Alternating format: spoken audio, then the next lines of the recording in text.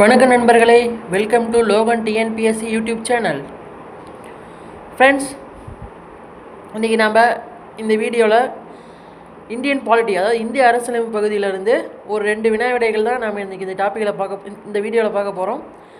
So friends, 2 கேள்விகள் எடுத்துருக்கிறோம். 2 கேள்விகளை மட்டும் இப்படி வினா விடையை அந்த வீடியோவில் பார்க்க போகிறோம். ஸோ ஃப்ரெண்ட்ஸ், இப்போ நம்ம வேறு டாபிக்குள்ளே போயிடலாம்.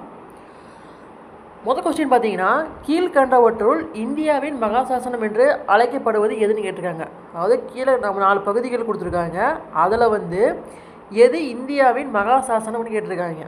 பகுதி 1 அப்படி அழைக்கப்படுதா, இல்லை பகுதி 2 அப்படி அழைக்கப்படுதா, பகுதி 3 அப்படி அழைக்கப்படுதா, இல்லை பகுதி 4 அப்படி அழைக்கப்படுதா? பகுதி 3 தான், அதாவது டிபிஎஸ்பி. அதுதான் இந்தியாவின் மகாசாசனம் என்று அழைக்கப்படுகிறது.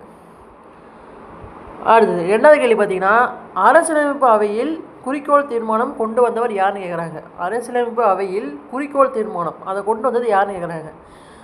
எஸ் ராதாகிருஷ்ணன் அவர்கள் கொண்டு வந்தாரா, இல்லை ராஜேந்திர பிரசாத் அவர்கள் கொண்டு வந்தாரா, இல்லை ஜவஹர்லால் நேரு அவர்கள் கொண்டு வந்தாரா, இல்லை பிஆர் அம்பேத்கர் அவர்கள் கொண்டு வந்தாரான்னு கேட்டால் ஜவஹர்லால் நேரு அவர்கள் தான் அரசியலமைப்பு அவையில் குறிக்கோள் தீர்மானத்துன்னு ஒரு தீர்மானத்தை கொண்டு வந்தார். ஸோ ஃப்ரெண்ட்ஸ், நம்ம எடுத்த கேள்விகள் இதோட முடியுது. உங்களுக்கு இந்த வீடியோ பிடிச்சதா லைக் பண்ணுங்கள், கமெண்ட் பண்ணுங்கள், உங்கள் ஃப்ரெண்ட்ஸுக்கு ஷேர் பண்ணுங்கள். மறக்காமல் நம்ம சேனலை சப்ஸ்கிரைப் பண்ணிக்கோங்க. Thank you friends.